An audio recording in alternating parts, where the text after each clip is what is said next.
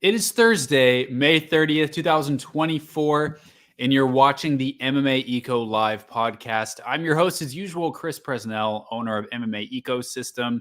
I also work for Tapology, covering those Chinese and American Pacific Northwest MMA records from week to week. Also worked as a fighter manager. Check out my website, MMAecosystem.com, for the latest in MMA news from around Asia. On today's podcast, gosh, what is this? What are we on? Like episode 55, 56, something like that. What we're going to do is I'm going to go through a couple things that have come up. I want to talk about Saori Oshima. I want to talk about Deep Jules 45 for that matter. Going to cover some of the latest news in the One Pride MMA and WLF matchup coming up next month. And then because there's hardly any Asian MMA going on this whole weekend, almost none, I'm going to take a look at the rest of the summer, maybe drop a few hints here and there of some things that you can expect to come our way, but also just look at prospects, things like that we got competing this summer. So I'm looking forward to that. If you haven't subscribed to the channel, like the video, really appreciate that when you do. And then I should say after I go through those things, I'll take your questions. So drop those anytime in the chat. Let's have some nice, friendly little questions, shall we? All right. Let's get into first things first. Saori Oshima and Deep Jules 45. So the Deep Jules had their 45th event down in Tokyo this weekend. And the top three fights, I would say, were pretty important, especially for the women's MMA scene. In Asia as a whole, you had Park Soo-woo beating Machi Fukuda by split decision in the main event. You had, I think that was the co-main event, actually. And then you had Saori Oshima beating Aya Murakami by TKO in the first round. And then you had Rin Nakai fighting Namiko Kawabate. Hime is what they call her. Kind of a short notice fight. All three of those fights, really good prospects in each fight. The Rin Nakai fight, kind of a shame that she fought this opponent on short notice, fought an opponent with a 4-3 record. Rin Nakai just kind of treading water in no man's land at this point in her career. Fighting up flyweight in Asia is really tough. I don't know why she hasn't made the move to either Ryzen or especially to fight outside of Japan. Perhaps she's tried. I don't know what the full story is there. Man, wouldn't you love to see her in Invicta FC? That feels to me like a match made in heaven. Exactly what both organizations need. Rin Nakai is honestly one of the best flyweights in the world outside the UFC right now. And Invicta getting things going, starting up that relationship with Deep Jules, which I'll get to in a second. It just seems like that's the perfect exchange right there to send Rin Nakai over to Invicta. But she gets the kind of standing guillotine choke in round 3. In a lot of ways, not the most exciting fight. She got jabbed a little bit on the feet, but didn't have a huge problem getting things to the ground as well. The fight between Park Soo-woo and Machi Fukuda, really interesting fight. I was looking up to see the scoring system for Deep Jules because I think it is a little bit different. Some organizations in Japan use a round by round system. Others use a fight as a whole system. From what I did try to find the rules because before I watched the fight, I was like, I need to know exactly what we're looking for here and how we're scoring the rounds as opposed to the fight so that I know how to perceive this.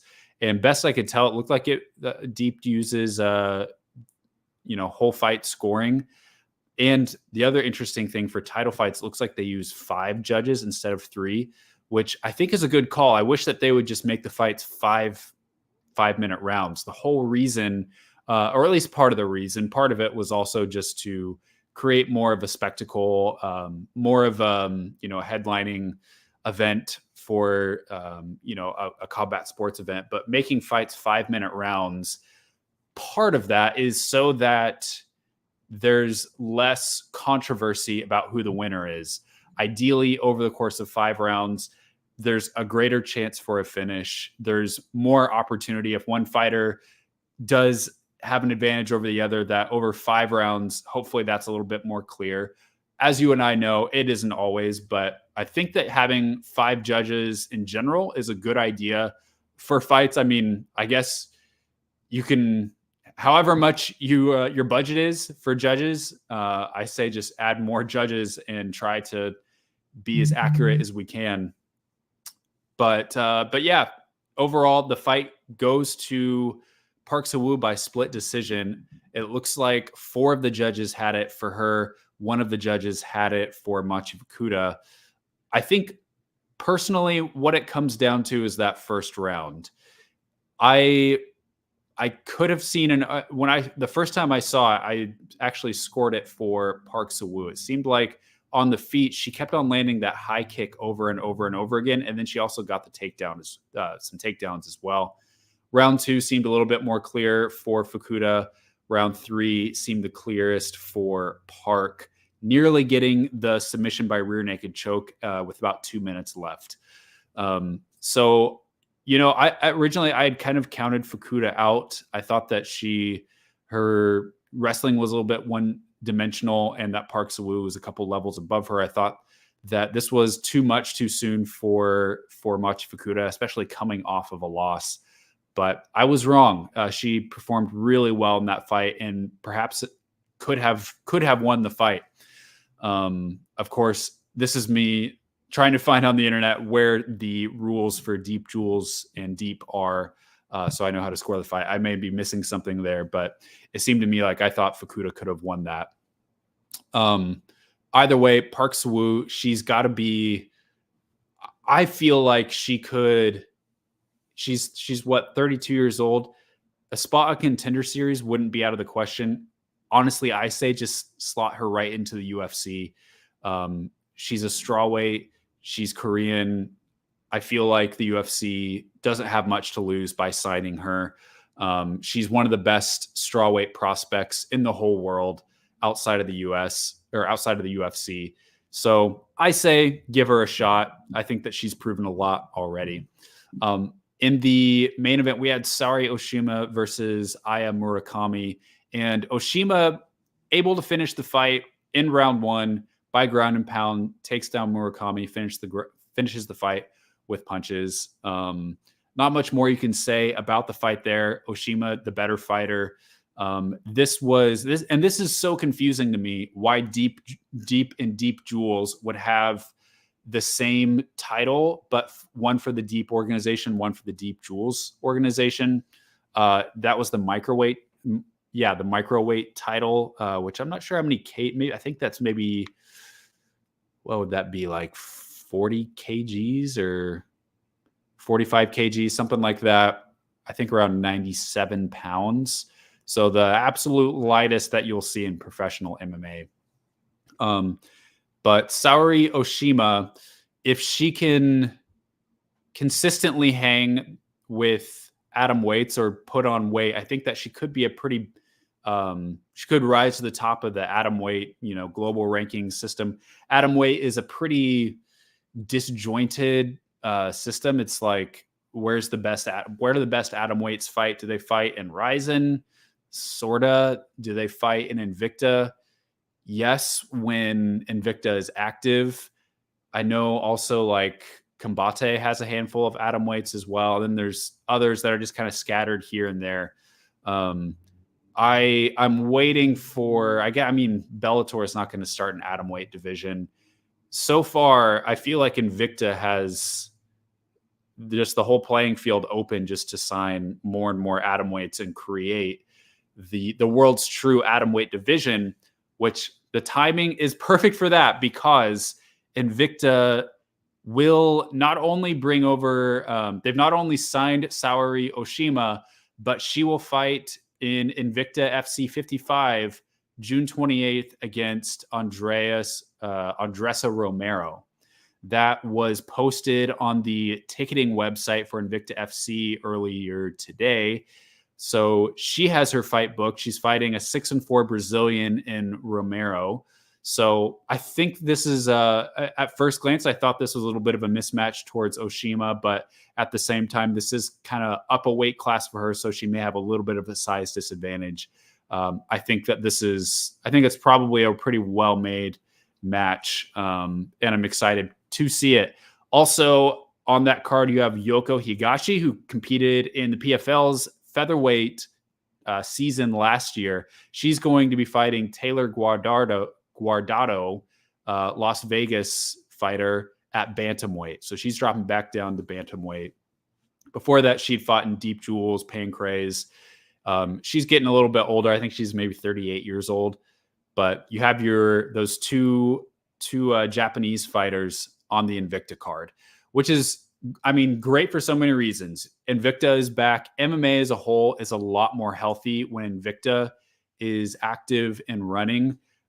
I feel like as far as like women's MMA has been pretty like, which I guess is how men's MMA is too. But it's like, I think Invicta has a special necessity in the whole landscape of MMA, because what's some of the common complaints about women's MMA at the UFC level? I think the complaint is just that the fighters are not refined enough, and that they shouldn't have been signed to the UFC so early.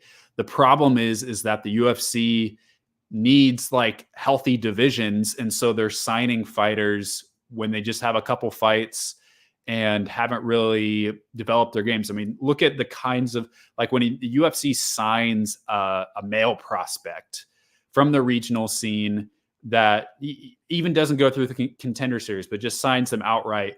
You're seeing fighters, even in the Contender Series, with like a 16-5 record, 20-2, 12-0, even like an 8-0 record or 9-1 record. Pretty good records. For the women's side, you never see like a 16-2 woman get signed to the UFC unless it's someone like Kayla Harrison, who has been locked in, another quote competing organization for a long time. That's kind of the exception. But usually women that get signed to the UFC, their record is usually less than 10 fights, usually like 4-0, 5-1, 7-2, something like that, a little bit lower. So it's not the women's fault per se that they get signed to the UFC or offered these contracts. I guess they could turn them down, but the reality is just that the UFC needs to fill out their bantamweight division. They need to fill out these divisions so that they can keep everyone active. They can create this ladder to climb before you get up to the rankings. So without Invicta, what Invicta's role is that they are putting the best women in the world, or a lot of them, up against each other to gain the highest level of experience that they can before the UFC, by allowing these women to rise through the promotion, become a champion. It allows them to get a couple more fights before they go to the UFC.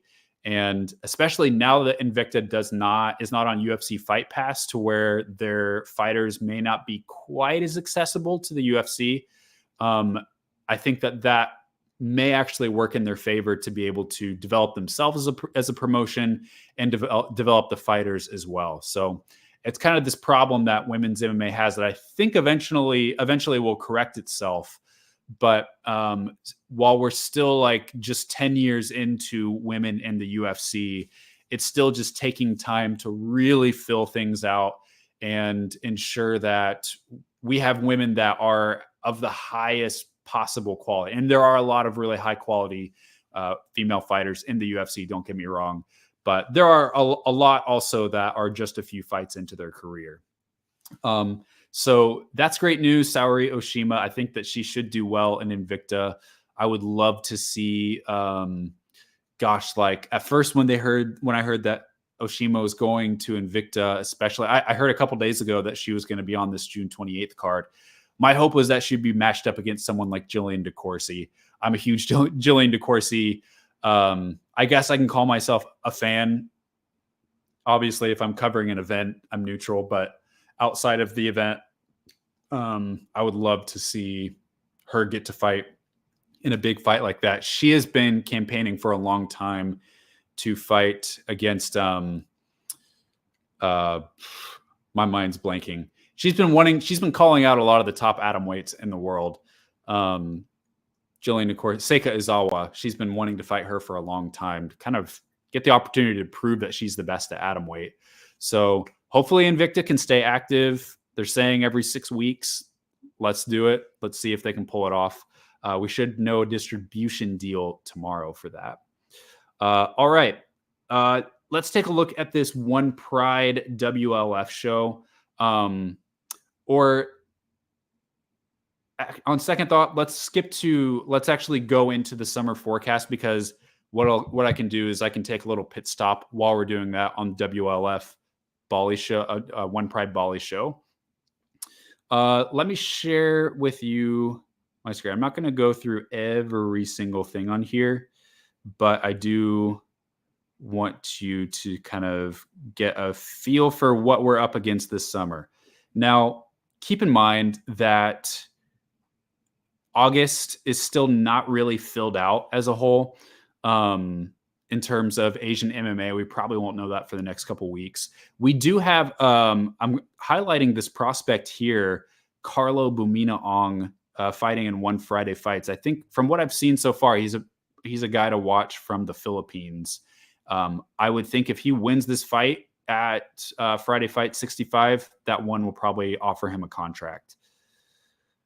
Don't know if he'll take it, but they'll offer it to him. Next week on a Thursday, we've got Double GFC, Park Chan-soo fighting for the lightweight belt. I think he's a pretty solid guy that's been coming up for a little while, but I'll have my eye on that. Next week, we've also got 167, a couple decent fighters to watch from there on the MMA side. We've got Itsuki Hirata. Let's see if she's taking a little bit of a step down in this fight. Thank goodness. And let's see if she can get back to form, showcase her skills against Victoria Souza.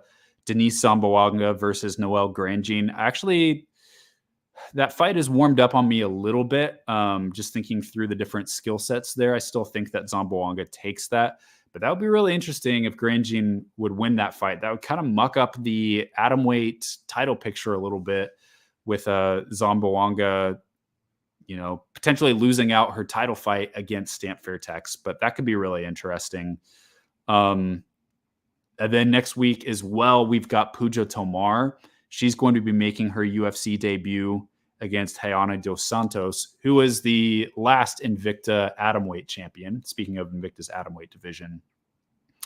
Tailaka Nuaraji competing on this WKG show on June 8th, next Saturday as well. He's fighting a Russian opponent, Maxim Shimchenko. Otherwise, not a ton to pull out on that WKG show, but Tailaka, definitely a guy to watch. I can assume that if he wins the fight, then the UFC will sign him. Don't have that confirmed, though. So let's take a look at this One Pride show in Bali on June 8th. Apparently, there's also a show on the 7th as well. And I really want to highlight this just because I just feel like One Pride MMA is pulling out every single top fighter that they can and putting them on this One Pride show in Bali. And I love that. It feels like there's going to be potentially multiple title fights. I'm not sure how it's going to work if the champions of One Pride are putting up their belts against the Chinese fighters, or if they're just going to be non-title fights. It seems like things could get kind of weird if they lose their belts to Chinese fighters. I guess wouldn't be the end of the world, and I'm sure they have that figured out, but I just haven't heard about it yet. The fights that we do know, Rio Tirto versus Yang Wei Chong, a really great flyweight prospect in Rio Tirto. He's, I think, like 7-0 now, and he's actually beaten some pretty good, for whatever it's worth, some pretty, what's available to him, good Indonesian flyweights. So he is definitely a guy to watch. I think he should have an easy time in this fight against Yang. Billy Pasulatan fighting Adi Rominto Manurung Faisal Lasse against Yerme Mode Lee. That's a really good fight. I think that's at atom weight, perhaps, but I really like that fight. Novin Kaunong against Gideon Manurung, probably a future contender fight there. And then a bunch of fighters that we've heard announced for the show, but have not had it fully.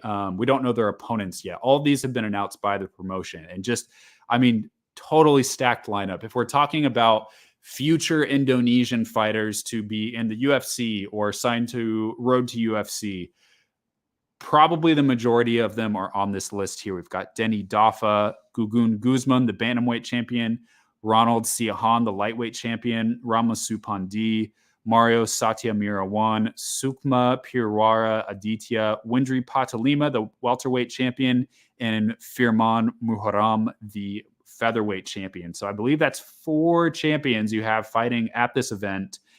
From China, we've got Ichi Yebu and Zhang Qinghe, who is coming off of a win in the main event at Octagon over in Kazakhstan.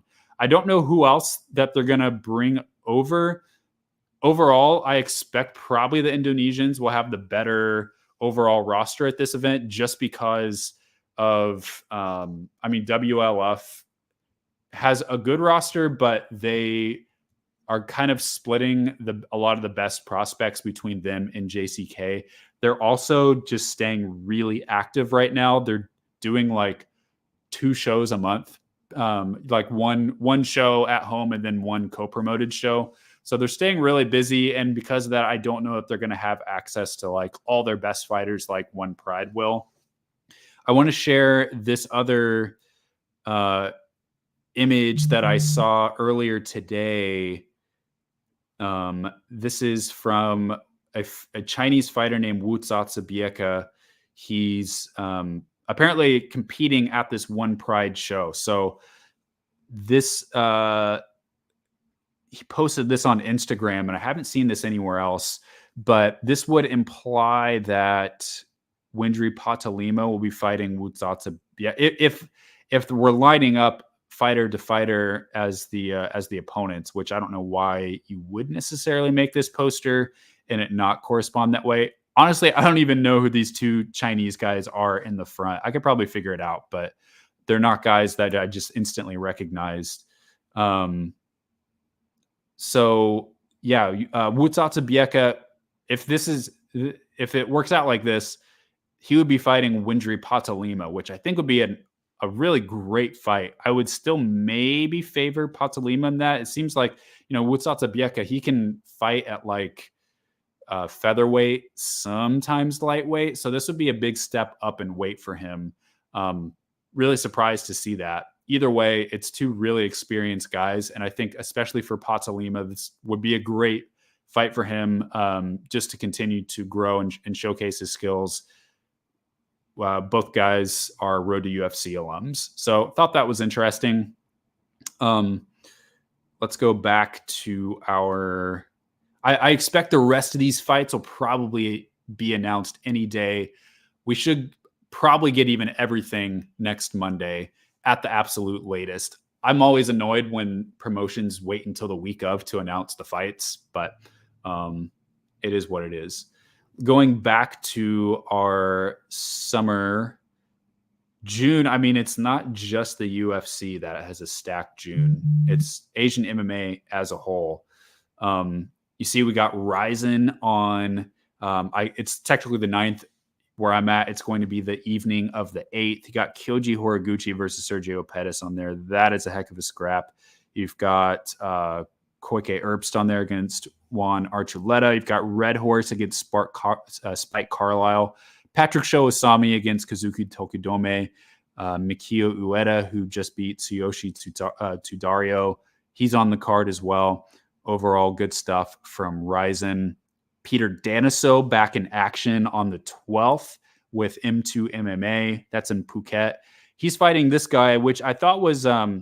originally, I was calling this guy Jomar Galaza my top prospect out of Malaysia, but I've seen him fly a lot of Filipino flags recently, so I'm not really sure what the real story is there with him. Just scrolling through here, Bilal Hassan, really, really fun fighter of Indonesian or ethnicity who trains in the States, fighting at CFFC in Pennsylvania. Really looking forward to that. This UFC event on the 15th, a lot of Asian fighters at this event. Got Tetsuro Taira in the main event against Alex Perez. You've got Jekka Sarji against Weston Wilson. I feel like Jekka should have a fairly easy time there. Joshua Van against Tagir Ulanbekov. Huge step up for Joshua Van. I'm not totally convinced that he's ready for this step up just yet, but we'll find out, I guess. And then you got Shailan Nurdanbeka against Melkizel Costa. Looking forward to that event a lot. A lot of great Asian fighters fighting at UFC Vegas 94. This JCK event, I think, has a lot of their best fighters on there. They're kicking off the featherweight bounty challenge tournament for this year. And we lost a good fight on there from Wang Jijung defending his featherweight title against Lojo Zhangzuo. But Wang is out with injury. He's going to be replaced by Bai Guoqing. I think that should be an easy win for Lojo. But in the main event, you've got a trilogy fight between Wang Xiaoshang and Du Lila. They've fought, actually, I think they've fought more than that. I think they've fought like 5 times or something. Or maybe I'm thinking of someone else. No, I think they've actually just fought 3 times. I take that back. I think I'm thinking of someone else. But Wang Xiaoshang is 2-0 against Du Lila. It's kind of just a product of the very meritocratic JCK system that Du Lila is getting a third shot. I don't know if anything will be different, but I guess we'll see. Hubulan Tuarshenbeka against Lu Kai. Really, really good fight against 2 of China's best featherweights at the moment. Naratai Kazibaya against Zhao Zhikong. That's a great fight as well. Zawang, who's a really, really hot prospect right now, he's fighting Aping Shala. That should be really interesting as well. A lot of great fights at this JCK event on June 17th.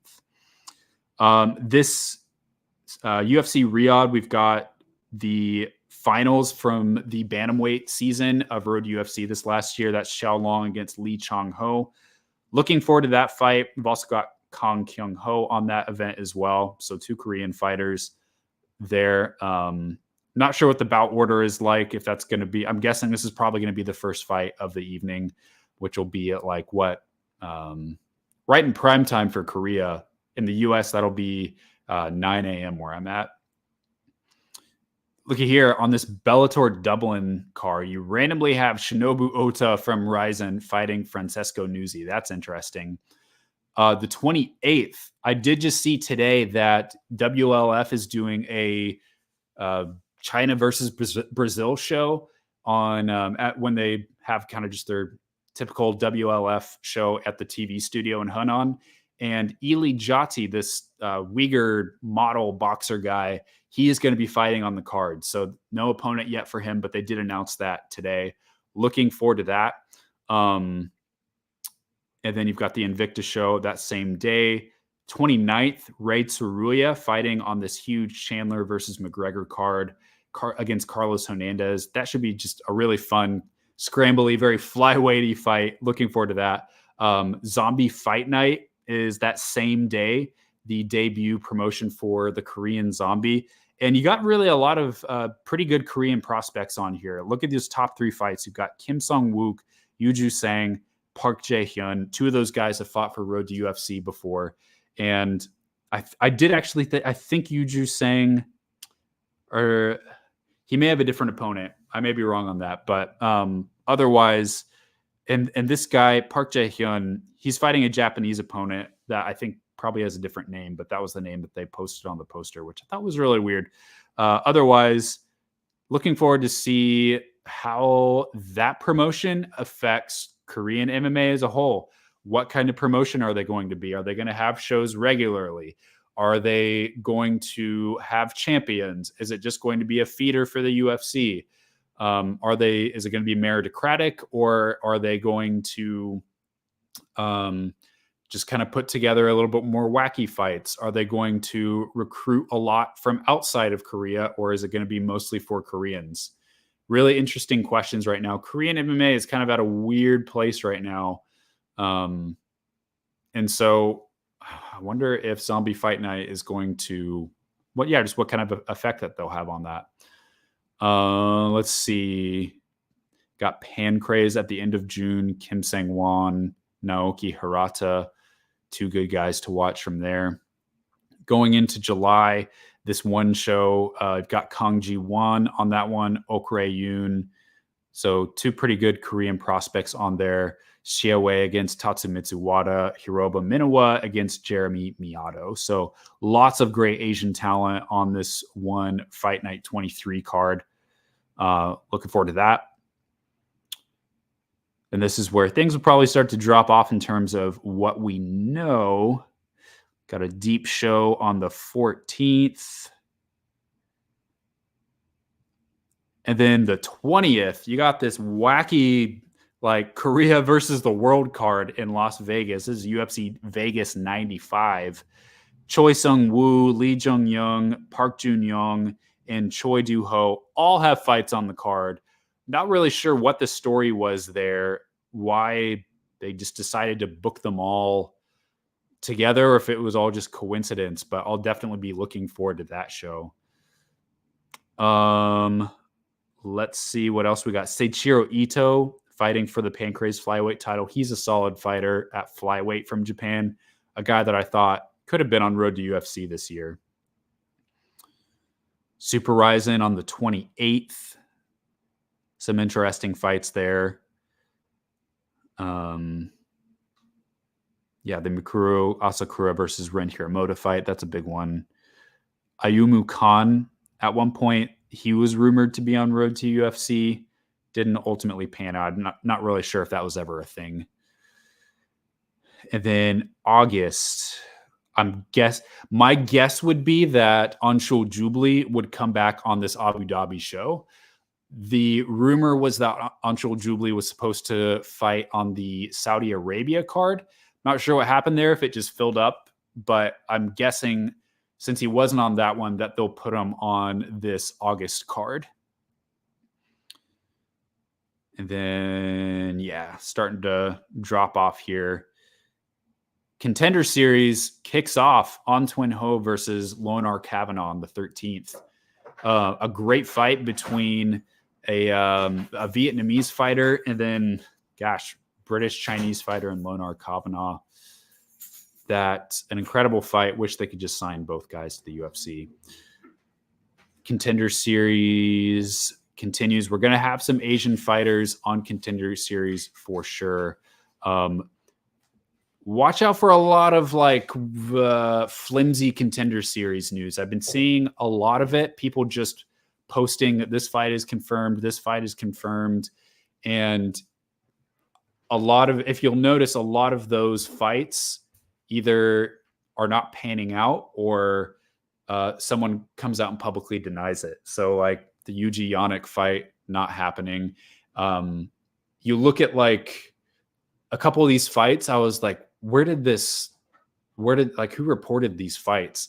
And I'll go back and it'll be like someone on Twitter that has 100 followers posted the fight. Not saying that it's not a true, I'm talking about this Ding Meng versus Islam Dulatov fight. I was like, is that 100%? I do know that Ding Meng is going to be on Contender Series, but I'm not totally sure. I haven't heard definitively if he's going to be fighting on that date, something like September 3rd or 10th against Dulatov. I did try to inquire into that. When I heard it was still opponent TBA and date TBA. So that could have changed, but just keep an open hand with some of that Contender Series news. Something else, I did hear just today that Brave is going to be going to China in July. Haven't heard anything more about that. Haven't heard location of show or the exact date, but I'm really happy to hear that. I'm happy to hear that because right now China has a big need for more live event experiences with events that can generate a buzz, create headlines. There's so many shows in China. Like most of the high profile shows in China right now are in TV studios. Most of the ones against a live audience, in front of a live audience, is not really showcasing anywhere close to like top talent. It's like bottom level talent, or it's the squash match thing that I've talked about. So I'm really happy to hear that. I hope that, I don't know if it's going to be something that Brave does periodically or even annually, kind of like they do with Indonesia. But I think the more that outside promotions can come and have events in China, or perhaps JCK or WLF can just start doing more shows throughout China in small arenas, things like that. I think that's the biggest missing piece from Chinese MMA growing right now, is growing that fan base. Other than that, I still don't know for sure on this UFC event in China. I mean, I've heard a date for it in these last 2 weeks of August, which is obvious because the weeks before that in August have UFC events scheduled. So it'll be in those last 2 weeks.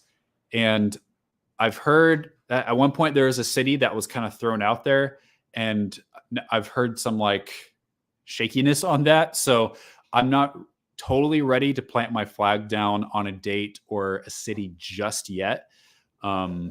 Because as you know, these things can totally change. If I were to report this right now, this date in this city, then a good chance that like in 2 weeks, it could all go to crap. So, I'll just keep asking around on that, see if I can get a firm response. But there's kind of a brief look at the summer. A lot of that we'll find out probably more into like late June, July, rounding out August. But looking forward to it. Let's hop into your questions. So asking about James Krause, talking about Joaquin Buckley being weird and annoying. Turns out this week and last week he was right. Do you think that being outspoken like that can turn people away? I don't think it turns anybody away. I think that at this point, I'm just kind of like, screw it, say whatever you want. I don't care. Buzz is buzz in MMA, and at this point, you're only making yourself into a bigger. I mean, at this point, like reality matters so little in MMA and in like self-promotion that I kind of just don't really care. When I saw that, I was just kind of like, what? Like that's dumb, but whatever. And Buckley was making the claim that he could fight GSP and beat him, which is like, I mean, but I think my biggest question is, why does it matter?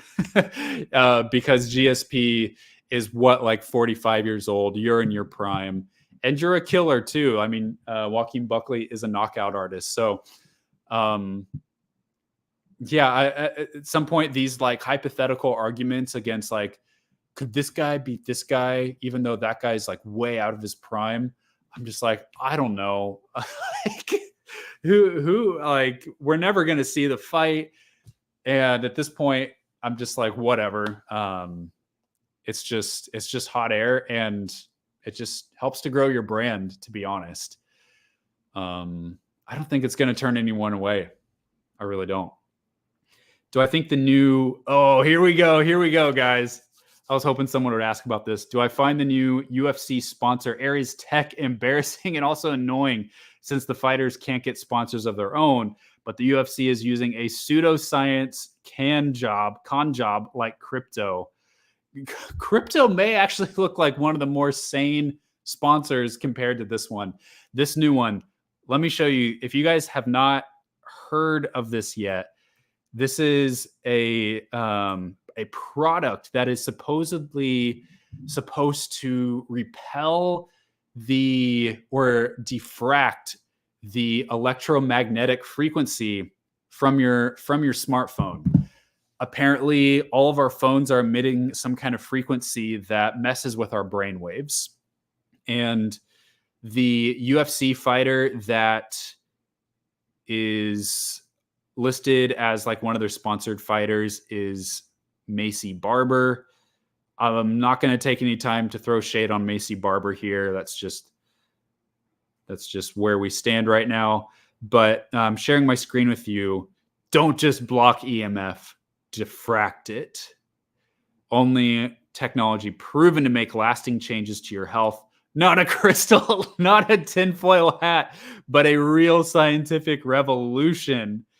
I love, this kind of strikes me as like the fringe religious group that's like, we're not a cult, we promise. And that's like a telltale sign that they're absolutely a cult. So I just love that they had to put that on there. It's not a crystal, it's not a conspiracy, it's real, bro. And then I love this, like, okay, trusted by experts. I don't know who this guy is. I don't know what his credentials are. Oh, his credentials are right there. But here's the deal. You can find pretty much you can find a doctor to back just about anything. You can find a doctor to, there were lots of doctors that came out and said like, vaccines are giving your kids autism, things like that. I don't want to go into all that, but just suffice to say, like, you can find a doctor to like support anything, especially when there's like a financial incentive. Like, I've got doctor friends that are on all sides of the spectrum and are even into some pretty stuff that I feel like is wacky. So I'm just like, okay, I mean, whatever. The thing is I went to the FDA website earlier today. Or probably like a lot of when that came out, I was like, okay, I just got to Google, is my cell phone going to give me cancer? And the FDA, if you go to the FDA's website, they have a section where they talk about EMF, where they're basically just like, it said, let me see if I can just pull it up.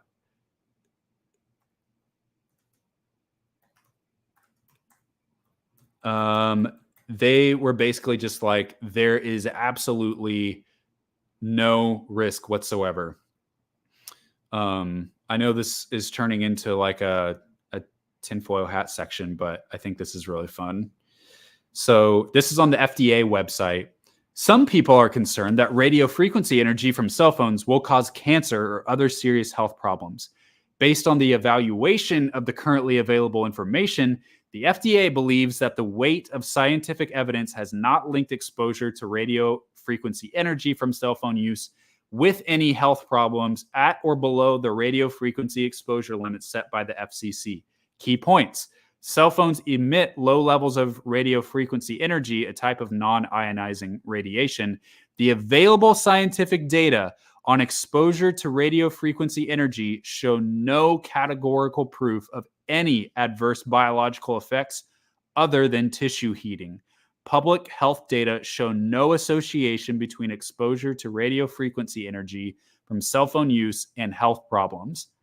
So essentially, all of that is BS. The only effect that the phone will have on your body is that it might make your hand a little bit warm. So that is it. You can read more about that. Are there different ideas in the scientific community? Sure. But the consensus meaning the vast majority, is that wearing an amulet around your neck to dispel radio frequency will only diffract friends, not EMF, or at least it will have no influence on your well-being.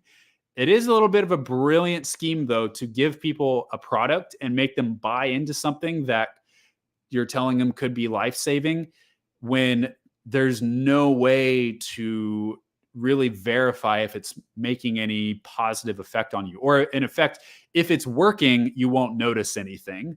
That way, people can't really call your product BS unless they look at the FDA's website. I don't know why the UFC linked up with this magic amulet company. Maybe someone in the UFC is close friends with some of the guys that run this company. Is there knowledge out there that I probably don't have? Potentially. But it is interesting. I can just see John Anik's face. You kind of get this impression when John Anik has to repeatedly announce Donald Trump entering an arena, and you can tell that he is like reading out of obligation and not announcing his entrance out of like a personal excitement. I can just imagine John Anik's face when he has to read out this ad 8 times during the course of a UFC broadcast for these EMF diffracting amulets. So really weird for sure. There's a couple. I mean, you got the Riz Pharma, you've got this, you've got crypto, a lot of really interesting things. But I mean, guys, I guess we can just say this is maybe the UFC just knowing their audience. I don't know. Interesting stuff. PFL question. Ask this on Sound and Pound. Do I think Don Davis is evil? That's a bold allegation. Bahunin says he's just incompetent, but Ghost mentioned that he doesn't honor contracts, which implies evilness, which is right. I think defining evil is a little bit of a subjective term, but trying to answer your question here. Also said this, that if the promoters were affiliated with a sin, Dana agreed, Chaudhry lying, Don Davis incompetence or something else. From what I can tell, Don Davis, here's the deal. I think that the fighter contract thing, I think it was overall just sloppiness. I think that it was negligence. I think that the PFL was really, they were working in their best interest. And I don't think that they're going to get it right in every single circumstance. At the very least, they let Gegard Mousasi go. They didn't have to do that. They could have, I mean, I don't know what his contract was like, if he's owed a certain amount of fights every year. And if he wasn't getting what he was owed contractually, then he could potentially sue the PFL. But PFL ultimately chose to release him. I think just because they didn't want to go down that rabbit hole. And Mousasi, as much as he has done as many high profile fights as he's fought in his career, belts that he's won, things like that, like, I don't know if he's someone like ardently fighting to keep under lock and key for years to come. I don't know. I mean, he could have good years ahead of him, but he is getting older. He's approaching 40. So I would say, like, yeah, for how much you would be paying him and for all the trouble that it's worth, it's better just to let him go. But I think that Don Davis is not, there are things about the fight game that he doesn't totally understand. And it seems like in a lot of situations, he's trying to be the good guy. Promoters definitely, and Don Davis, what's his act? Is he CEO? Because there's him and there's Peter Murray, and I'm not totally sure who holds more power, who interacts with fighters more of the two of them. But I think that Don Davis is still learning a lot about the fight game. I think the Bellator PFL merger was so big and like such a bigger scope that PFL had ever dealt with before, that there were going to things that would fall through the cracks. There's going to be negligence. It was overall going to be sloppy. I think overall it'll turn out, they'll let who they're going to go, and then they're going to keep who they want. Eventually they'll fold Bellator fully into the PFL brand. But yeah, I need to know more about, I haven't heard the behind the scenes stories about Don Davis that I have about Chaudhry and about Dana. And Dana, it's not always even behind the scenes. Chaudhry at least tries to put on a good face when he's being interviewed out in public. But Don Davis, I haven't heard that just yet. Is combat sports the ultimate end for internet personalities? There is no barrier to entry, large payday, and clout. More importantly, the lead up, event, and post fight results are monetizable. The question is based on what happened to the embarrassing show called Misfits Boxing, where PVZ got dropped and had a split draw. Is that good for her since she does get paid for being bad at combat or combat sports? Is the ultimate end for internet personalities? No, because I think there's a lot of internet thousands of internet personalities that probably even make more than someone like Paige Van Zant does. I don't know what she makes, but there's so many. In fact, just today I saw a chart of it. It told you how much money, like the highest paid internet personality from each U.S. state and how much they make. And I mean, yeah, they're huge figures. I'm trying to think, do I still have it? I think the people at the top of that were like one of the Kardashians from California. Kevin Hart, oddly enough, was one of the highest paid ones. And that's just really who can utilize their social media to the greatest effect. Mr. Beast obviously was up there too, from my home state of Kansas. But I think it's a route that you can go. And I wouldn't say there's no barrier to entry. I mean, you do have to be somewhat of an athlete, right? Like you have to have some kind of like exercise and fitness regimen. Jake Paul was a guy in his early 20s that was already in really good shape, before he got into combat sports and boxing. So I don't think that it's available to everybody, especially if you're a little bit older or just haven't had a history with athletics. It's a way you can go, but I think you can make, people make a gazillion dollars just from sitting on the couch playing video games and live streaming that. So, it's a way to go. Your question is it good for Paige Van Zant? I mean, Paige Van Zant at this point, like it's been a long time since she ever made the bulk of her money from a check from a fight. She makes probably way more money just off of social media channels and endorsements. So it really doesn't matter a whole lot, even like the outcome of fights for her.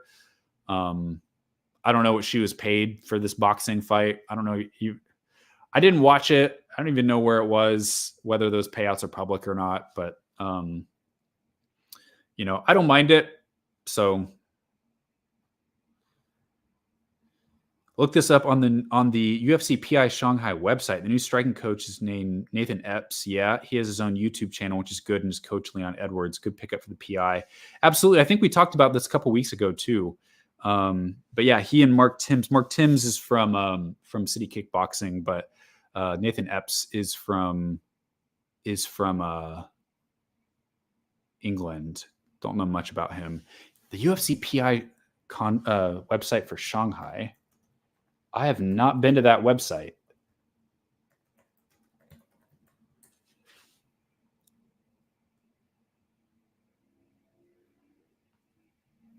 I'm just checking this out. So it's on just like the main, or yeah, I don't know how you found that. Interesting. Services. I'm just on the main UFC Performance Institute website right now. I'll have to look at that later. Yeah, hopefully I get a chance to meet these guys later this year in person, I'll have to say. Rio saying, I have to bring this up. What do you think of the Craig Jones Invitational poaching the best ADCC competitors because of the $1 million cash prize, where ADCC first place prize is $30,000? Also listening to Craig Jones explain this on Joe Rogan Experience is painful to watch. They don't understand the difference between revenue and profit. Do you get the feeling that promoters don't understand this either? I actually haven't followed that story, so I'll have to look into that. Yeah, just the way you said that, I'm not sure if if he's taken fighters out of their contract with ADCC or their obligations to ADCC, but I'll have to look into that. Very interesting. The fighting pin of double jabbing and when. That was smooth. That was one of your better ones, Ray. How funny is that Jack Slack's nickname in Chinese MMA is the fighting pin? That's pretty cool. I like that a lot. Well done, Slack. Said this before 300, but now that the dust has settled, was my assessment that Yan Xiaonan is Carolina K of this era accurate? Always been in the shadow of the champion. I mean, I've covered this, I feel like ad nauseum since UFC 300. I feel like Yan has, I feel like she was a little bit more developed than Carolina and a little bit more potent, especially in the striking than Carolina was. It seems like she has a little bit more, her knockout power is a little bit better, was able to drop Zhang Weili. So I feel like overall Yan is a little bit more fleshed out than Carolina is. Last week I mentioned that fighters at 115 are not improving, which I admit isn't the right choice of words. Do you think it's more accurate to say that 115 fighters don't add new techniques to their game? Example, Nate Weili has a new weapon and technique in every fight. Most recent fight, she added a calf kick. Lemos fight, she had a clinch striking. Sparza, she had a crucifix. Other fighters don't bring new weapons to their game. Yes, they might be improving in areas they're good at, but they aren't adding tools to the toolbox. With 115, so let's take a look at the rankings here. When I think of 115 pounds, I feel like that division has kind of kept a lot of the same fighters.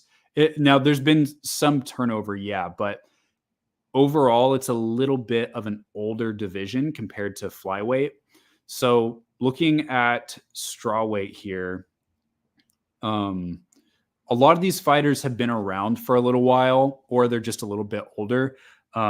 You had Ultimate Fighter, I think that was 21 in 2014, where they introduced the first strawweight fighters. Most of those fighters are no longer in the UFC. A couple of them even hanging around in these rankings still. But let's just kind of look at them.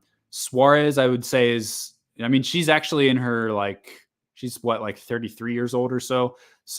But she's had a lot of time off. Yan is 35. Amanda Lemos is at least 35.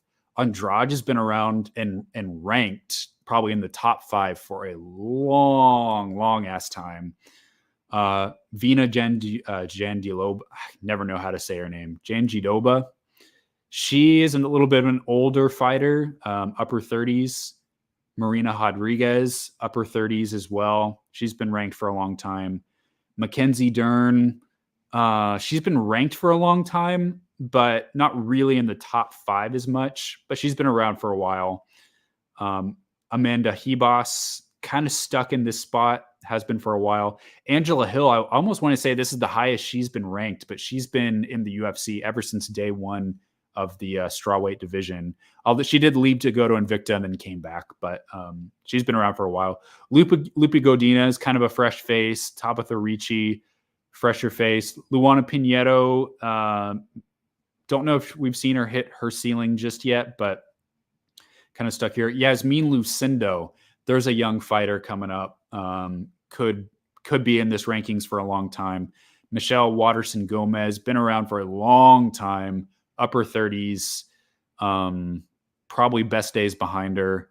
I hope not. I like Michelle Watterson Gomez a lot. Jillian Robertson, kind of around this position for a while too. Really good grappler, but and she came in through that flyweight season of Ultimate Fighter. I think that she still has a lot of good years ahead of her, but she has been around for a long time. So overall, there's a lot of fighters. How many fighters are there that are probably 35 or older? Yan, Lemos. I don't know how old Andrade is, but she's been around for a while. Vina, Marina, Angela Hill is older. Michelle Watterson Gomez. So I think that, you have my point with this is that I think you have a lot of fighters kind of from another era. And we're forgetting Carla Esparza too. She's not ranked, but she fell out of the rankings just due to inactivity. If she, for some reason, if there wasn't that inactivity rule, she would definitely still be ranked as well. She's getting a little bit older too, also in that first class of strawweights. My point with the age thing with strawweight is that there's a lot of fighters that I think almost kind of come from like one of those earlier ages of women's MMA. And in that age, I mean, there were several kind of periods before that.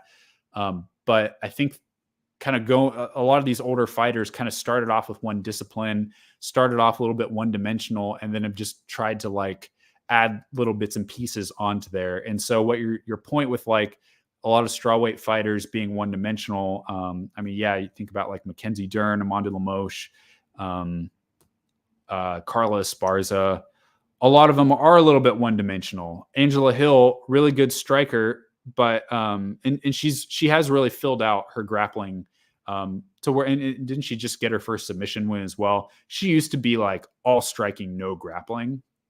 So yeah, I think strawweight, it's not the division that it used to be. It still is pretty good, but I think in the next like 3 years, you'll probably see a lot of turnover. A lot of these older fighters may start to drop in the rankings quite a bit, if not leave altogether. If not, a couple of them even retire. I feel like Waterson Gomez probably like, if I were to guess, probably going to retire at some point soon. I mean, I don't know how Lemos is a little bit older as well. Esparza, I don't know.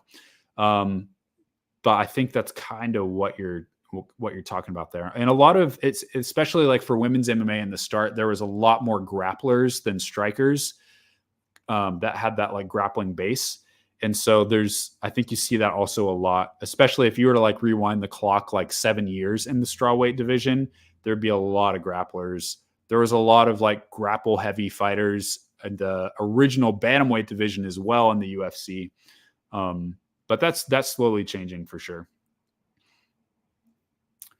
So last week talked about things that will make MMA fans angry, just about anything. What's your opinion of just being hated just by being from a different country or a country that has done things that are controversial? Technically, I would call that racism. I think it depends on how you align yourself with the ideology of that country, because like the reality is that the United States has done a lot of really terrible things, even like sponsored by the government, and has laws that I think are really, really unjust and create suffering, things like that. And, if someone were to accuse me of, were to dislike me from being the United States because our country does this, this, this, and this, I'd be like, well, I don't necessarily stand for those things. I don't like those things either. I don't usually vote for politicians that vote for those things. I know that's a function of like our political system here in the US being, at least for the most part, like highly democratic, and not every country is like that. And there are different levels of nationalism that I think are more common in other countries. But I think that before you like make yourself an opponent of someone, you have to know if they actually align with the political situation or beliefs that you are offended by. Because otherwise I would say that's just racism to dislike someone just for being from a country. MMA fans will always find something to be mad about. My opinion on Dustin Poirier's custom shorts. Should the UFC make that a norm like they did for Bryce Mitchell and UFC 300 special fighters? I think so. I think that so far all the shorts that they've made are really cool, and I think would probably sell pretty well on a website, not just by fans, but just in general. I mean, I guess they do have Dustin Poirier's name on them. They actually did that with the Reebok deal with custom walkout t-shirts too, if you remember that. Some of those were pretty cool. I like the shorts thing because those are actual fight equipment and you get to see them all the way throughout the fight as well. And anytime you watch footage of the fight, you see the shorts, whereas you don't always see the walkout shirts. And sometimes you can't always like super make out what's even on the shirt if there's a lot of detail to it. The shorts are a little bit more of just like a cool pattern. You know, the Dustin Poirier's were, you know, I think like palm branches, maybe some floral designs on there too. So I like that. It gives fighters more individuality. I think ideally fighters would be able to have a lot more say on what's on their shorts in general. But if you are going to go with uniforms, I think it is good to limit it to like title fights, just to keep them a little bit special. And also, like, that's just a lot of work from a staff to create lots and lots and lots of custom shorts. So I do kind of like that they're special just for the title fights. Do I think that commission doctors and commissions are not great for the fighters for letting fighters fight with staph infection? Why do they not care about fighter safety? They don't always let fighters do that. The other thing is that there's a process of questions. So maybe even if you're like over a contagious stage, I don't know a lot about staph, so don't quote me on this, but from what I've heard about staph is like you can get past a contagious stage where basically your leg is just healing from like a gash or, you know, a big scar. And it may look really bad, but it's not necessarily like a danger to anybody. So I think that's one thing. Fighters sometimes also lie too about having staph. I think maybe doctors need to introduce some additional measures to try to catch staph, because, you know, is it something, I don't know enough about staph to know, like, is every single case that it's absolutely something at a fight should be canceled in every single situation. I'm not totally sure. I know it can break out pretty bad, but there's different levels of having staph. Again, don't quote me on this. I have very little medical knowledge on staph, but that's just what I've heard from other people. But it does seem like we've had an uptick of cases slipping through their fingers, right?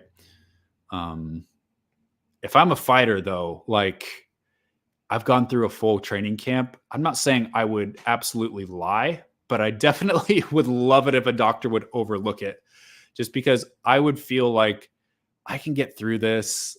We're going to be fine. Just let me fight. Let me get paid. It would be a bummer if you had a fight canceled for that, and it wasn't really like affecting you in a really strong way. And I don't know, that I could see I'm not saying that's right. That's just how I could see myself thinking as a fighter, is trying to minimize it.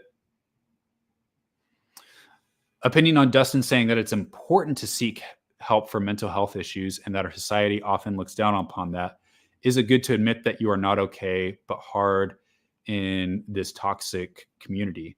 It is. And, you know, if you are dealing with something, if you've had some kind of bout with depression or some kind of trauma in your life, you're basically bound to repeat destructive habits and cycles until you learn to get through it. And in a lot of situations, the easy thing to do is just to like stuff it, ignore it, and push through it. I think seeking help and being in a place where you have to like be vulnerable with someone, a therapist or whatever, and confront truths about your life that are really uncomfortable and put in the work to try to understand and reconcile with your past, I feel like takes way more strength and courage than just like trying to put a lid on it all. And so I've never understood why people look down on things like mental health. I do think that there's like especially like the younger generations in our culture put a really big emphasis on mental health. And I think that is one of the gifts of like Gen Z and eventually like Gen Alpha, is that they are way more emotionally aware way more cognizant of mental health, where I feel like a lot of older generations have just kind of pushed through things.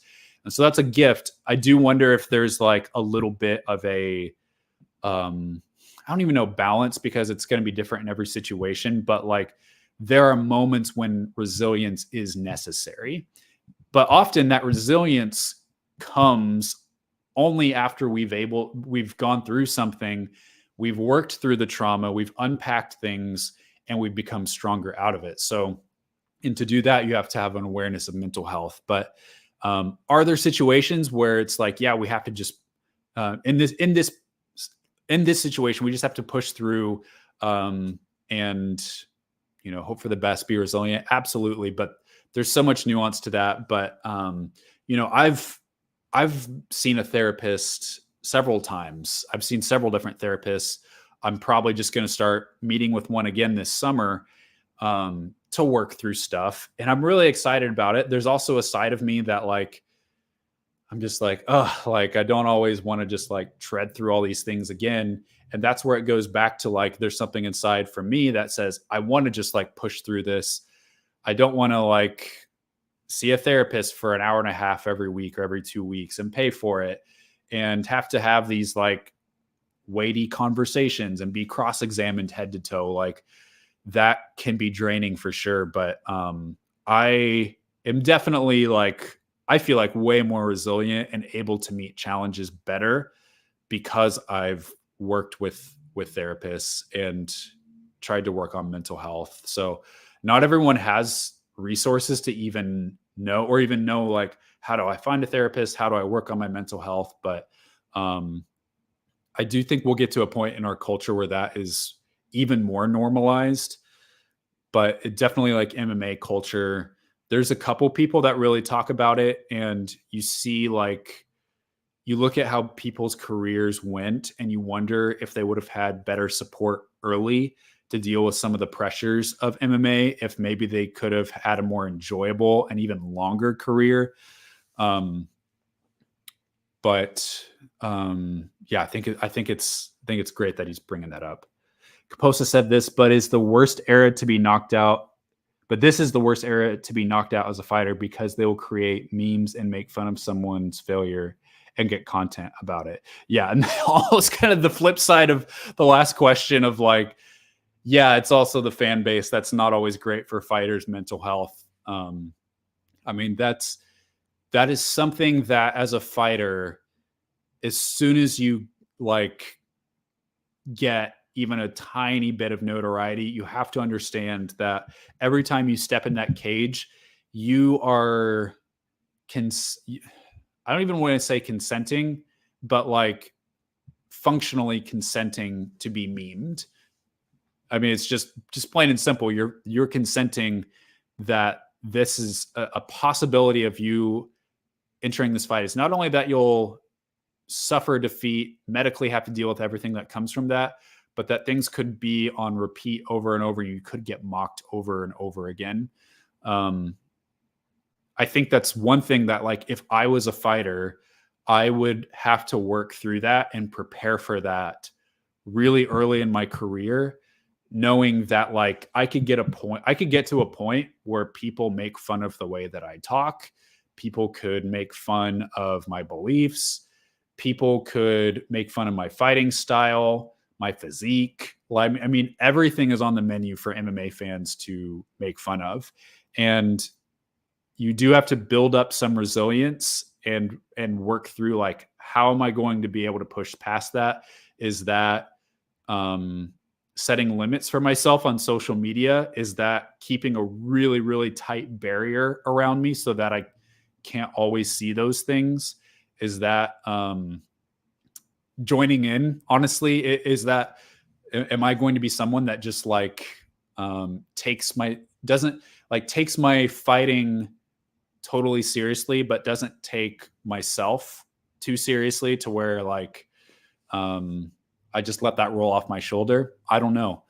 But yeah, man, MMA fans are merciless sometimes. Totally merciless. Especially if they don't like you going ahead of it. It's even worse. Oh man. Asking about this. Yeah, we talked about this the other day too.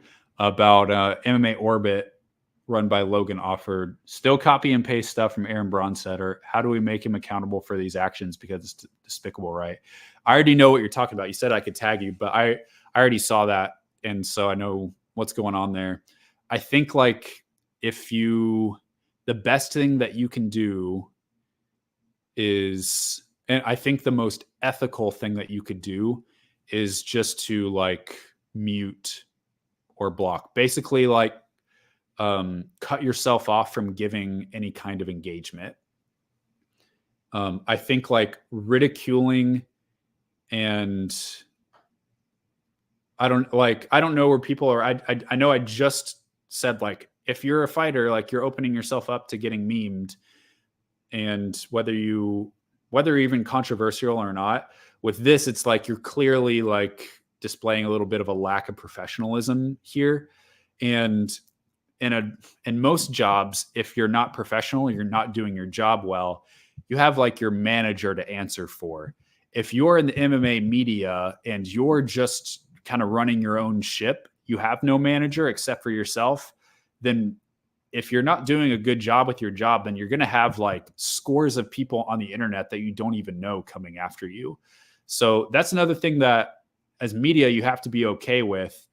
I'm not going to tell you what you shouldn't say, but personally, I would just say like block and mute and,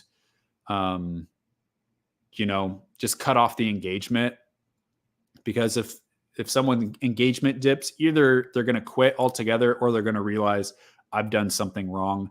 I know other people would say like, call it out on social media. If you're going to do that, I would just say like, be kind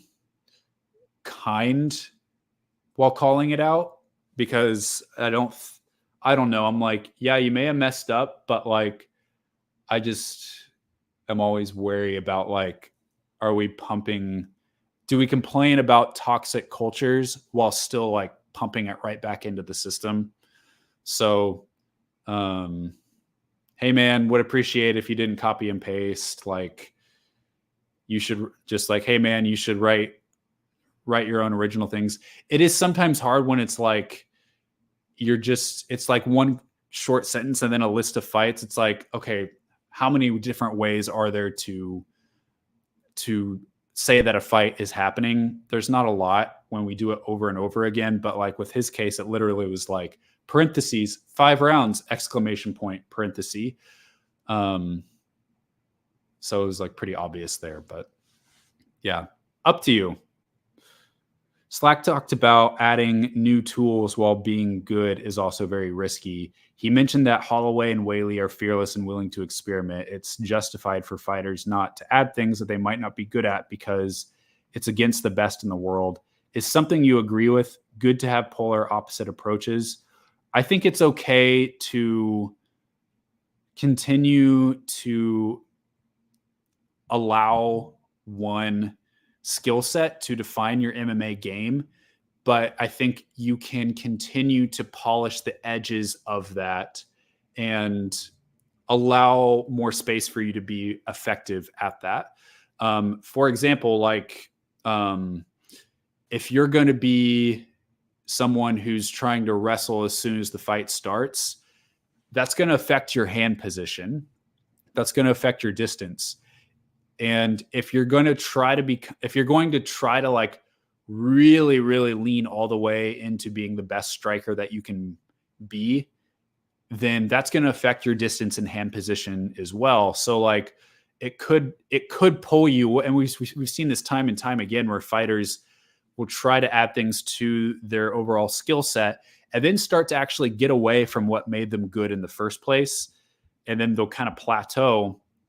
But I do think that you can define yourself. If you want to wrestle someone, fine. But like start to like take away every single advantage that other fighters could have against you.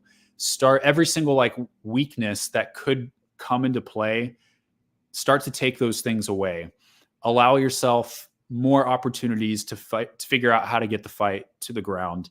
So I think it's okay. And some people would still call that one-dimensional. I would just say being highly, highly effective at what you like to do. I would say that's like being like Damian Maia, being like Ronda Rousey in the year 2014 bantamweight division. So I think that you can polish out the rough edges for sure.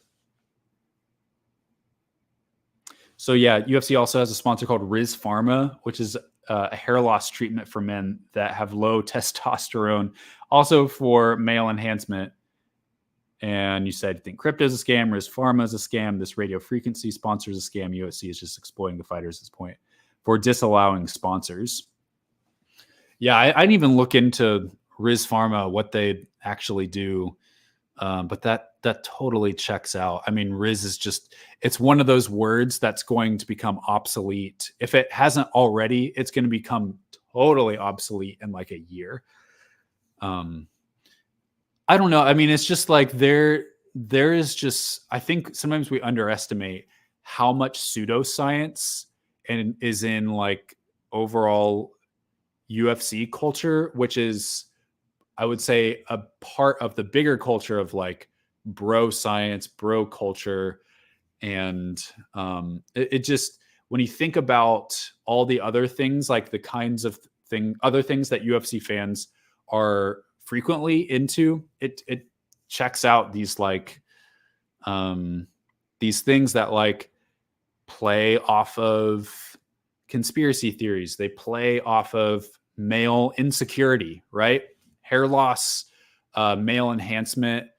They can play off of male insecurity. I'm not saying they always do, but I'm not saying that every single guy that is wanting to grow back a full head of hair is George Costanza from Seinfeld, but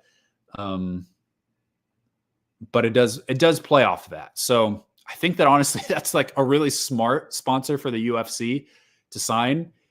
I don't agree with it. It's not like it doesn't come off as being super professional to me, but it doesn't like the UFC. They are trying to get sponsors that they think will connect with their fan base. And I think the UFC is just being honest about who their fan base is. And even like, I mean, we've seen stuff with like Dana White and his diet thing recently has been in the headlines a lot. And I mean, what he's doing is obviously working in terms of losing weight and gaining muscle. Overall health, there's a much bigger picture to that than just losing weight and adding muscle. You could be really unhealthy as a whole and also indulge in unhealthy practices and have those things be true. The guy that he has been working with, Gary Brecka, basically, I forget the YouTube channel that it was posted on, but there's like some exercise scientist that kind of like tackles on his YouTube channel a lot of like pop culture, diets, things, kind of things like workout routines like Dana White does. And so he was talking about Gary Brecka and Dana White kind of going back to the whole like, hey, like the way Dana probably lost all this weight and built this muscle was by simple, like really key basics of losing weight and gaining muscle through exercise and fitness.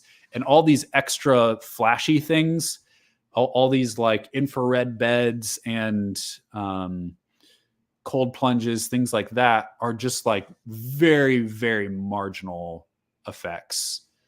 But those are the things that get a lot of the attention of like, this made all this change in my life. And so like, this amulet kind of thing that I mean, maybe there's like I don't know. It could have like marginal effects, but probably nothing that's going to impact your overall life.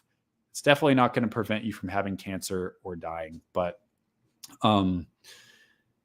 so much of this like broader bro science culture will find these really like off the wall or potentially even like innovative scientific gadgets, things, unorthodox training methods that they claim are so revolutionary. And the reality is that so much of them are just so fringe that they don't ultimately like They're not like ultimately the things that are really going to help people to become healthier, maybe in very small ways. But so it totally makes sense to me that the UFC would embrace some of these things. Gotten into an argument on the artist formerly known as Twitter yesterday. I love that. This guy said that I was wrong in criticizing the booking of a 40-year-old T. Ferg and Nick Diaz and said MMA fans hate MMA. Is it wrong to make fun of bad matchmaking? Also, MMA fans hate things that happen in MMA because they love MMA. We hate it because we love it, right? Otherwise, like, we wouldn't be even on the internet for these things. Like, I mean, it's the same thing. I'm like an intense Star Wars fan, and people accuse me of like, and I'll be honest, I'm not a huge fan of like the prequels, most of the Disney stuff, a lot of it. I'm a huge like Star Wars original trilogy fan. People accuse me of hating all Star Wars just to hate it. And I'm like, no, I hate it because I love it. I have such a passion for it that I have a lot of strong opinions, and that's just the way that I feel. I mean, just the reality is that Nick Diaz has not won an MMA fight since 2011. 2011, it's been 13 years. Tony Ferguson has lost like 7 straight fights. Neither of these fighters should be anywhere near the top 15 of these super competitive UFC welterweight division. I was about to say lightweight and welterweight, but I guess Ferguson is in the welterweight division now. Neither of them have any business being there, even if they are against fighters that may be in some sort of decline. Nick Diaz has no business being in the UFC. Tony Ferguson should not be in the UFC either. He should retire. These guys, if anything, should have been matched against each other. And the UFC should have just been like, hey, like, you may have more fights on your contract. I heard Nick Diaz has like 5 more fights, but they should have just been like, hey, you know what? Like, these are your last fights that we're going to offer you. So it's up to you if you want to retire or not. Because like, look at Nick Diaz's last fight. He fought another fighter who was going into his 40s, retiring, absolute last fight of his career, and he looked really bad. And now we're matching him up against someone who's actually ranked in his lower 30s. I had a lot of problems with that fight. A lot of problems too. It's so weird how the UFC can get it right with matchmaking most of the time and then just totally miss it with this one. If you're going to have Nick Diaz fight in the UFC, match him up against another welterweight that is far from the rankings but has a big personality, far from the rankings but really entertaining. I don't know who that would be, but the same with Tony Ferguson. If you're going to match him against someone, it's got to be, they should be just fun entertainment fights. I know that like it's hard to put that as like a 5-round co-main event for a fight card that's trying to impress this Middle Eastern sports authority in the UAE or in Saudi Arabia, but it's too bad. There are still people. I even question, like, I like Nick Diaz, but I wouldn't consider myself like a hardcore fan. And even if I was, or if I think about fighters that I, in my heart, feel just like all the love and support for and have a lot of good memories with, I can't imagine a scenario where I would want them to be in this kind of situation. If they had looked so bad and hadn't won a fight in a decade, I can't imagine a situation where I would be like, yeah, throw them back in there. 5-round co-main event against a ranked fighter. Let's see what happens. The fight could end up being entertaining. We'll see about that. I don't know how it's going to go. And if Nick Diaz is like screw it, I'm starting over like it's day one again, and I'm going to have the best fight of my life. And he actually does it, then I'll eat my words for it. Same thing for Tony Ferguson. But it is frustrating. And it's frustrating that we've seen this not once, but several times in the UFC. Ocelot MMA, who I sub to in Substack, yeah, he's pretty, got quite a big following, said that Gegard Mousasi is the most overrated, underrated fighter ever. Yes, he's a good middleweight that more people should know about, but the people who love him overhype him to high heaven. Agree. I think that's actually pretty accurate. I think Musa, like, it's like the newer fans that don't know who Mousasi is. I'm like, okay, you're probably missing a little bit in that. Like, he is a really good fighter overall, like a fairly well-rounded, didn't always have the best takedown defense, but like for the most part, a pretty well-rounded fighter. I'm pulling up his record so I can show it to you.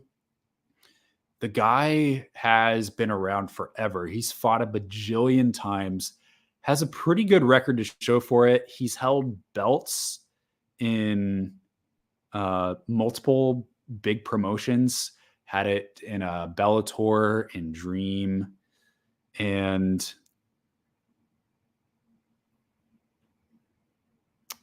he deserves a lot more respect from newer fans, but I wouldn't put him in the like greatest middleweights ever conversation at all. He hasn't always like fought against the best fighters, but I mean, let's just look at his record. And mind you, this guy is 38 years old.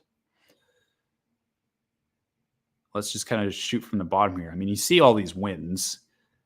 Not all of them are against top competition, but he's been fighting since 2003. And look at that. I mean, his first loss, he fought fighters with a lot less experience. And then he fought this guy 18-5-1. So that's one of his losses. Next loss was to Akihiro Gono. Really good submission guy. Fought him in Pride. Also got submitted with an armbar. Let's just look at some of the names that he's beaten. Kind of unknown up to this point. Still, the consistency is impressive. Hector Lombard, really hard guy to look good against. Evangelista Santos, Dennis Kang, Melvin Manhoof, Jacare Souza, Mark Hunt. There's a wacky one. Babalu Sobral. It was an exhibition fight, but he at least fought against Fedor. I think that every single loss has been by armbar up to this point. That's really interesting. Sokoju, a very past his prime Gary Goodridge, fought King Mo, Jake O'Brien, Tetsuya Mizuno, a draw against Keith Jardine. I mean, all these guys, they're not like UFC champions, but they're all like, every one of these are really solid fighters. That's a weird one there. Oben St. Preux, Mike Kyle, he was a tough guy. Ilir Latifi. And then this is into the UFC. Kind of hit or miss with the UFC, but still fought the best. I mean, Dan Henderson, Jacare, Lyoto Machida, Uriah Hall, Talis Latus, he fought for a title. Thiago Santos fought for a title, and he beat him by TKO in the first round. Vitor Belfort, Uriah Hall again, Chris Weidman, and then Alexander Shlemenko, Rafael Carvalho, Roy McDonald. Yeah, the quality drops off a little bit, and some of these fighters are a little bit older, but a recent win over Douglas Lima, that's good. He's a really, I mean, he's one of the more consistent middleweights out there. You got to give him that.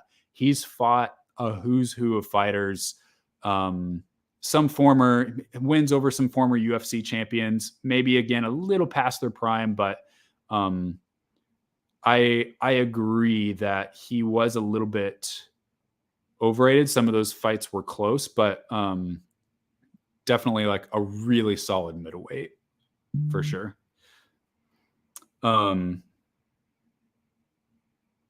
About the Carolina thing, I'm not asking about skill level. I'm asking how they will be remembered in terms of legacy. You know, honestly, very few fighters actually will have a legacy. And if you really think about that, like fighters come and go and retire every year. very few fighters actually will have a legacy. There's a handful of straw weights that kind of help build the division, and so they'll be looked at fondly in that regard. Then there's a couple fighters that never got close to the championship level that I think will that have a legacy based on their ability to entertain. Talking about like Matt Brown, Diego fought for a title, but Diego Sanchez, Chris Lytle, even though newer fans probably don't know about him. I feel like a lot of those fighters do have a good legacy. And then there's a lot of other ones that have a legacy outside the cage as well. But yeah, it is really hard to have a legacy. You either have to be a champion, and be at that level, or you have to be incredibly entertaining in the cage. And so I feel like most fighters never really like settle into that or that reputation. For a lot of fighters, I think they're content with their own career, the memories they had, all the different things they're able to do. Even for Jan and for Carolina, they were able to make it to the championship level, if nothing else. If nothing else, they were able to get to that level. They both fought on really, really big cards. For Jan, the co-main of UFC 300. Carolina fought, I think it was maybe that first New York City card against Joanna, if I'm remembering correctly. But so I'm sure those are, aside from the loss, great memories for them, able to get to the heights of the sport. What was the weakest pay-per-view this year? The pay-per-view in Canada? Weak is sometimes a subjective word. Entertainment versus star power versus the pre-fight. I tend to say UFC 301 in Brazil. Not saying that it didn't entertain, but it seemed like it was a strong fight night with like a flyweight main event, which was with a champion that hasn't really connected with the broader MMA fan base. The Canada event, that was UFC 297, right? I mean, the main event was interesting. It was a split decision. We got a new champion out of it. The co-main was pretty bad. Bantamweight title fight. The rest of it was okay, I guess. Maybe in terms of entertainment, Brazil was stronger. Yeah, you may be right about that. Canada just feels like they always get gypped. It's like every time the UFC goes there, they load up the card with a lot of Canadian fighters, which is great in some regard, but there's just really not any Canadian fighters that are like really, I don't even know if there are any that are ranked. There's just not, they're mostly like kind of prelim level fighters. And so when you fill a fight card out with the Canadian fighters, a lot of fans may appreciate that, but it just ends up with the card being weaker. And for whatever reason, they just like, I mean, last year it was the Vancouver show with Nunes and Aldana, which also was a weaker card. That one was right before the UFC Fight Week event. And so like June sometimes gets a little bit sandwiched in between big events, kind of in between tentpoles. So it's not always the best. I don't know. I wish that Canada could, maybe they'll go back to like Montreal and they can just like have some Canadian fighters, but stack the main card, hopefully. Do I think Nuaraji wins this weekend? Well, that's next weekend. That's the 8th. But I don't know anything about his opponent. So it's hard for me to predict that. Although he has looked really good against Kim Han-sol, who is a pretty solid Korean prospect. He looked really good against Douglas de Oliveira and Niza, who's a really experienced, much more veteran fighter than him. looked really good there, kind of blew through him. So I don't really know about this Russian guy, what kind of style he's going to bring, what kind of fight he's going to try to push against Tai Laka. So it's hard for me to say, but Tai Laka's offense has just been so potent and so dangerous. It's hard for me to think that there's, at the very least, not going to be some really, really like dicey, damaging moments for his opponent. Is Ko Suk-hyun confirmed to be on Contender Series? Not just yet. Well, at least not to my knowledge. I haven't followed up on that, but I had heard him as a name. And I had heard, the rumor that I had heard was that he was going to fight a Brazilian guy named Igor Cavalcanti. I did just see a couple days ago that Cavalcanti posted that he is going to be on Contender Series. So that gives a little bit more strength to that report. I don't even know if I should have said that, since it's, I don't even know where that originated from. I just had another guy that sometimes gives me scoops. He told me, he's like, oh yeah, I've heard about that, but he's not like a manager or like a, you know, close to really anyone, I would say. But so I was like, okay, interesting. So I don't know. I think it's probably pretty likely that we see him on there, just given that he was supposed to be on Road to UFC, then moved to NYSA, and now probably on Contender Series.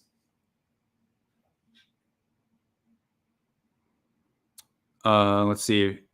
If you remember a couple moments in a fight like Carolina cracked Joanna and Jan catching Whaley, slipping him, then the legacy isn't that great. We'll be remembered for the matter. Yeah, maybe I'm misremembering the Carolina versus Joanna fight a little bit. I have a hard time. I mean, by now that was like what, 8 years ago, 2016, and they fought twice, I think. If my memory serves correctly, but I have a hard time remembering that fight. I remember it being good, but I don't necessarily remember Carolina like doing a lot of damage or landing a lot of heavy blows on JJ, but I could be totally wrong. That was a long time ago. Meaning of hit or miss, like if you're undefeated but have up and down performances, can that be hit or miss? Yeah, it's a complex question. It could just be that you're one-dimensional and fighting fighters that are a bad matchup for you over and over. It could be that you have problems being consistent with your own skill set. There's different things. You could just have performances where you show up really flat. Musasi, I think he's been a little bit like his last couple of performances have not been great. Both of those were losses, but overall he's been a fighter that has been like pretty consistently been able to like pull the trigger, get the fight where he wanted to, get the win. So I would say that's a little bit more hit and miss. It's kind of like a lot of it depends on your own perspective and mental fortitude, I think is what I would say. All right. Well, there you go, guys. We went a full hour and 45 minutes. Lots of stuff today. We went on some fun rabbit trails. Hopefully that wasn't all totally boring to you, but really enjoyed chatting today. I will look forward to this UFC pay-per-view this weekend. A lot of good stuff to like on that UFC 302 card. But until next week, which is a very busy week in Asian MMA, I bid you all to enjoy the fights.